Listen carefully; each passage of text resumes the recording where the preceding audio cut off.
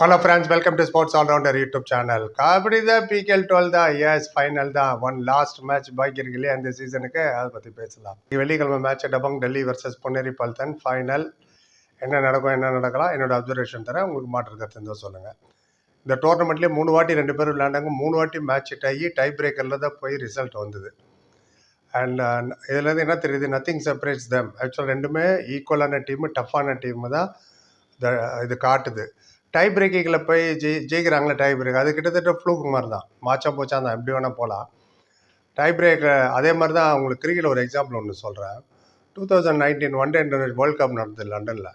Final England and New Zealand விளையாண்டாங்க 50 over match. India வந்து செமிஃபைனலில் தோத்துட்டோம் நியூசிலாண்டை, தெரிஞ்சிருக்கோம். இந்த ஃபைனலில் என்ன ஆச்சுன்னா, இங்கிலாந்து நியூசிலாண்டு 50 ஓவரில் 2 பேர் ஸ்கோரும் equal tie.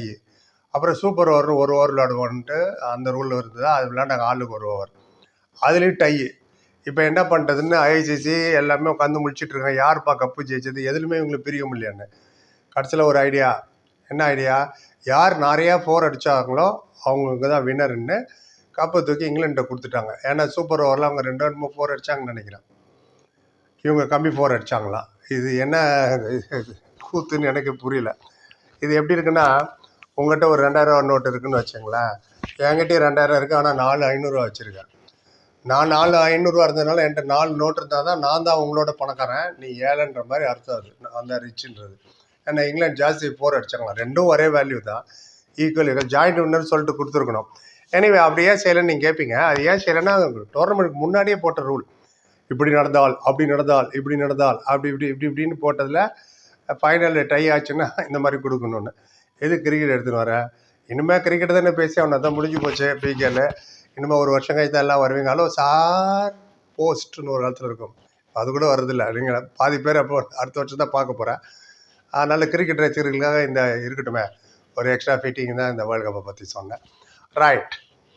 Puneri Paltan tie பிரேக்கரில் தான் டபங் டெல்லிட்ட தோற்றுது கடைசியாக. அதுவும் குவாலிஃபயர் 1 27ஆம் தேதி 3 நாள் ஆச்சு.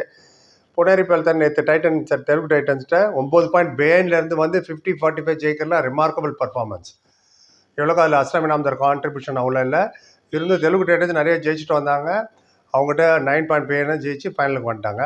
டபங் டெல்லி 3 நாள் ரெஸ்ட் எடுத்துகிட்டு வராங்க. ஒரே ஒரு மேட்ச் தான் அவங்க விளையாண்டாங்க. குரூப் மேட்ச் 18 முடிஞ்சு அவங்க 1 தான் விளையாண்டாங்க. வராஜ் புனேரி பல்தன் குரூப் முடிஞ்சு 2 விளையாட்டாங்க. அண்ட் ஆச்சா குவாலிஃபயர் 1 எலிமினேட்டர் 1 நேற்று. அண்ட் நேற்று ஜெயிச்சதுனால ரிதத்தில் இருப்பாங்க. இப்போ புனேரி பல்தன் ஃபார்மில் இருப்பாங்க, டச்சில் இருப்பாங்க. அது ரொம்ப ரொம்ப முக்கியம், டச்சில் இருக்கிறது. Any sports, unless it is an indoor sports, chess carrom அது மாதிரி இல்லை. ஏன் சொல்கிறேன்னா, இது டீம் கேம் ஒன்று. இப்போ ரைடர்ஸை பாருங்களேன், இந்த 2 டீமில் இருக்கிற ரைடரில் யாருமே டாப் 8 கிடையாது. இதில் வந்து என்ன சொல்லுது, இட்ஸ் அ டீம் கேம். ஒன்றா யுனைடடாக விளையாடணுன்னு தான் காட்டுது இது டீம் கேம்னு. Not relying on one player. ஒரே ஒரு பிளேயரை நம்பி இருந்த டீம் எல்லாம் வெளில போயாச்சு. உதாரணத்துக்கு திவாங் தலால் பெங்கால் கான், அயன் லோச்சார் கஷ்டப்பட்டு கொண்டு வந்தாங்க, அண்ட் அவங்களும் out of the tournament. பரத்வூடா Telugu Titans ஒரே ஆள் நம்பியிருந்தாங்க, கொஞ்சம் தான் விஜய் மலிக் சப்போர்ட் கிடச்சிது. அர்ஜுன் தேஷ்வால் தமிழ் தலைவாஸ் ஒரே ஆள் நம்பினாங்க, என்னாச்சு தெரியும். அப்புறம் அலி ரஸா மிர்சாயின் பெங்களூர் ஒரே ஆள் நம்பினாங்க, என்னாச்சு தெரியும். நிதின் தன்கர் ஜெய்ப்பூர் பிங்க் பேத்தரும் ஒரே ஒரு ஆள் நம்பினாங்க, என்னாச்சுன்னு தெரியும். So it's a team game. அந்த விதத்தில் இவங்க எல்லாருமே அவங்களோட ரெஸ்பான்சிபிலிட்டி ஷேர் பண்ணிக்கிறாங்க. இன்ஜுரியிலேருந்து திரும்பி வந்திருக்காருல ஆஷு மாலிக், அதுதான் இப்போது வரிங் ஃபேக்டர் அவருக்கு. 150 பாயிண்ட் எடுத்திருக்காரு ஆஷு மாலிக். 13 மேட்ச் விளையாண்டார் இந்த சீசனில். 9th rank. இப்போ டாப் 8 இவங்க 2 பேருமே யாருமே இல்லைன்னு 9th ரேங்க்கில் இருக்கார் ஆஷு மாலிக். இன்ஜுரி ரிட்டர்னில் வந்தார் ஆஷு மாலிக். போன மேட்ச்சு அந்த அளவுக்கு பர்ஃபார்ம் பண்ண முடியல, ரஸ்டியாக தான் இருந்தார், ஃபுல்லாக ஃபிட்டாக இருந்த மாதிரி தெரியல. நடுவில் மேட்ச்சுக்கு இப்போ வேற மூட்டியை பிடிச்சிக்கிட்டார் ஒரு இடத்துல. 4 பாயிண்ட் தான் எடுக்க முடிஞ்சது போன மேட்ச்சில். ஃபிட்னஸ் ரொம்ப ரொம்ப முக்கியம். இந்த மேட்ச் ஜெயிக்கிறது ஆஷு மாலிக் தான் டிசைட் பண்ணுவார். ஏன்னா ஆஷு மாலிக் விளையாடணுமா இல்லையான்னு டவுட் வருது. இந்த இன்ஜூர்ட் பிளேயரை வச்சுருந்தா உங்களுக்கு கஷ்டம் தான். ஏன்னா இவர் கரெக்டாக காம்படிட்டிவாக ஃபுல் கேம் விளையாண்டது அக்டோபர் 7 கடைசியாக, October 6 sorry yes. And Jaipur pink பேத்தருக்கு எதிராக 8 பாயிண்ட் எடுத்தார். அக்டோபர் 6லேருந்து இந்த நாளைக்கு ஃபைனல் 31 இந்த 25 நாளில் ஒரே ஒரு மேட்ச் தான் அவர் விளையாடிருக்காரு. அது அக்டோபர் 7 விளையாண்டாங்க, அல்லது இன்ஜூரி ஆகிடுச்சு ஹரியானாக்கு எதிராக. 3 நாள் முன்னாடி குவாலிஃபயர் விளையாண்டது தான். ஸோ 25 நாளில் ஒரே ஒரு மேட்ச் விளையாடி அவ்வளோ பெரிய ஆல்ரவுண்டர். முக்கியமான match final. Strong defence unit வேறு புனேரி பல்தன். அவங்களுக்கு எதிராக இவர் என்ன பண்ண போகிறாரு, அதுதான் ரொம்ப முக்கியம். சரி, அப்போ அவர் வரணும் ட்ரா பண்ண சொல்கிறீங்களா, அதை பற்றி நான் ஸ்டார்டிங் 7ல் சொல்கிறேன். சில முக்கியமான விஷயம் சொல்லணும். அவர் விளையாடுறதுனால என்ன ப்ளஸ் என்ன மைனஸ்ன்னு. இல்லாதப்போ ஃபசல் அப்படி இப்படி தட்டு மாதிரி எடுத்துகிட்டு போயிட்டாரு, டீமை கொண்டு வந்துட்டார் ஃபசல் ஆஸ் அ கேப்டனாக. இப்போ பாட்னா பைரட்ஸ் 8 மேட்ச் லைனாக ஒன்று நாக் அவுட்டாக விளையாடிட்டு வந்தாங்கல்ல, அந்த மாதிரி சுச்சுவேஷன் டபங் டெல்லிக்கு வந்திருந்தா ஆஷும் மாலிக் இல்லாத டபங் டெல்லி கடந்த 7 மேட்ச் விளையாண்டாங்களா, அதில் எங்கேயோ ஒரு இடத்துல சரிக்கு அவுட் ஆகிட்டு போயிருப்பாங்க. அதான் யதார்த்தம், உண்மையை ஒத்து தான் ஆகணும். டபங் டெல்லி ஃபேனு கோவர சக்கரைன்னு எழுதி பார்த்தாலும் இன்றைக்காது, வாங்கி சாப்பிட்டா தான் இன்றைக்கும். அதே சுச்சுவேஷன் தான். Patna pirates 8 match knock out மாதிரி அவங்களுக்கு வராத வரைக்கும் சந்தோஷம். 1 and 2 வந்ததுனால ஒரே ஒரு மேட்ச் தான் விளையாட வேண்டியிருந்தது. அதுவும் டை பிரேக்கரில் போய் ஜெயிச்சுட்டு போயிட்டாங்க. அதுலேயும் அஸ்லமின் வந்தாரும் இன்ஜுரி தான். ஸோ ரஷ்டியாக தான் இருப்பார் ஆஷும் மாலிக். அவரை டிபெண்ட் பண்ணி தான் இருக்குது விளையாடுவாரா இல்லையான்ட்டுன்னு. இன்னொன்று டெல்லி ஃபேனு உஷார் அப்படின்ற மாதிரி இன்னும் ஒரு ஸ்டாட்ஸ் ஒன்று சொல்கிறேன். பிடிக்காது உங்களுக்கு ஸ்டாட்ஸு, பட் அதான் உண்மை. 100 வருஷம் கழிச்சு பார்த்தாலும் இதுதான். பிகேஎல் 9 கப்பு ஜெயிச்சாங்களே ஜெய்ப்பூர் பிங்க் பேந்தர், அவங்க லீக் மேட்ச்சில் ரேங்க் நம்பர் 1. பிகேஎல் 10 ஜெயிச்சாங்களே புனேரி பல்டன் கப்பு, அவங்களும் ரேங்க் நம்பர் 1 லீகில். பிகேஎல் 11 ஹரியானா ஸ்டீலர்ஸ் போன சீசன் ஜெயிச்சாங்களே, அவங்களும் ரேங்க்கில் நம்பர் 1. ஸோ லாஸ்ட்டு 3 சீசனாக நம்பர் 1 ரேங்க்கில் வந்தவங்க தான் கப்பு ஜெயிக்கிறாங்க. ஆஹா என்னவா அப்படிங்கிறீங்களா? ஆனால் டபங் டெல்லி ஒரே ஒரு வாட்டி கப்பு ஜெயிச்சது இல்லை, அது வந்து பிகேஎல் 8 ஜெயிச்சாங்க. அதில் அவங்க ரேங்க் நம்பர் 2 இருந்தாங்க. 2 இருந்தால் தான் அவங்க கப்பு ஜெயிக்கிறாங்க. அப்படி நீங்கள் பாசிட்டிவாக எடுத்துக்க வேண்டியதான். ஏன்னா இப்போ ரேங்க்கில் நம்பர் 2 தான் இருந்தாங்க பிகேஎல் 12. ஒரு சின்ன ஸ்டாட்ஸ் இருக்கட்டுமே தான் சொன்னேன். ரீரைட்டிங் த ஹிஸ்ட்ரியாக பார்ப்போம். ஏன்னா நம்பர் 1 வந்தவங்க தான் கடந்த 3 சீசனை ஜெயிச்சிட்டு இருக்காங்க. ஃபர்தராக டிஃபென்ஸ் ரேட்டை பற்றி பேசுக்கு முன்னாடி சேனல் கான்ட்ரிபியூட் பண்ணி தேங்க்ஸ் சொல்கிறோம், அது ரொம்ப முக்கியம்.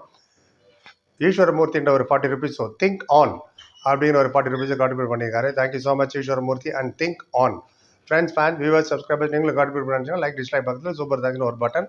40 rupees தான் மினிமம், கம்பல்சரியில் ரிக்வஸ்ட் தான். சேனல் வச்சு யூஸ்ஃபுல்லாக இருக்கும். அடுத்த வீட்டில் உங்கள் பேரை சொல்லுவோம், யூடியூப் உங்கள் பேர் பக்கத்தில் ப்ளூவில் தேங்க்ஸ் சொல்லுவாங்க. இப்போ எங்கே நிறைய பேர் போயிடுவீங்க இனிமேல், ஃபைனலுக்கு அடுத்த வருஷம் தான் வரீங்கன்னு நினைக்கிறேன். இந்த வர சில பேருக்காக சொல்கிறேன்.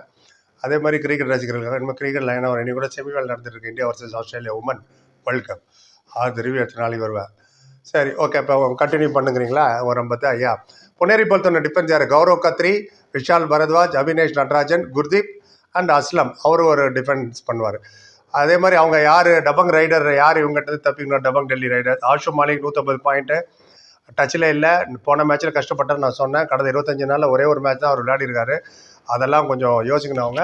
அடுத்தது பார்த்தீங்கன்னா நீரஜ் நர்வால் தான் அவங்களுக்கு 79 பாயிண்ட்டு, அஜிகே பவர் 59, அக்ஷித் புது பையன். போன மேட்ச்சில் கூட அவர் சப்ஸ்டியூட் வச்சாங்க. என்ன கேட்டால் அக்ஷித் தான் மெயின்லேயே இருக்கணும். 11 மேட்ச்சில் 48 பாயிண்ட் எடுத்தார். இவர் இல்லாதப்போ தான் அவர் தான் நான் காப்பாற்ற நிறைய மேட்ச் ஆஷும் மாலிக் விளையாடுற நேரத்துலலாம். அண்ட் டெல்லி நான் முதல்ல சொன்னேன் இல்லையா, பாட்னா பைரட்ஸ் மாதிரி ரூட் 8 மேட்ச் ஜெயிச்சா தான் நீ அடுத்த மேட்ச் போகணுன்னா என்றைக்கு அவுட் ஆகியிருந்திருப்பாங்க இந்த ரைடிங் டிபார்ட்மெண்ட்டை வச்சு. ஸோ ஆஷும் மாலிக் என்ன பண்ண போகிறோம், அது ரொம்ப ரொம்ப முக்கியம். அண்ட் இப்போ டெல்லியோட டிஃபென்ஸை பார்த்துருவோம். டெல்லியோட டிஃபென்ஸ் பார்த்தீங்கன்னா Fazel obviously 51 point, and Saurav Nandal 50, Surjeet Singh 31, Sandeep Deshwal 29. இவங்க எல்லாமே 18 மேட்ச். இந்த 4 தான் டிஃபென்ஸ். யாரை நிறுத்தணும்? அதிதா ஷிண்டே 149 பாயிண்ட். அடுத்தது பங்கஜ் மொய்தே 114 பாயிண்ட். அப்புறம் தான் அஸ்லாம் இனாந்தார் 56 பாயிண்ட். 16 மேட்ச் தான் விளையாண்டாரு. த்ரூ அவுட் தி சீசன் இன்ஜுரியாக இருந்தனால ஒரு பேக் சீட் எடுத்துக்கிட்டாரு. இவங்க 2 பேர் தான் ரைடிங்கில் மெயினாக பர்ஃபார்ம் பண்ணது. கூட யூரியை வச்சுக்க அப்படின்னு நம்பால யார்? சச்சின் தன்வர். இவர் bonus specialist sir, doer type specialist sir சொன்னீங்க நீங்கள் தமிழ் தலாஸ் வந்தப்போ. குடுன்னு போயிடணும். அவர் தான் இந்த சீசனில் அவர் டோஸ் வேறு விட்டார், அவர் கோச் அவரை ஒரு வாட்டி. எனிவே அவர் ஒரு 24 பாயிண்ட். அவங்ககிட்ட மிக்சர் ஆஃப் ரைடர்ஸ் இருக்காங்க.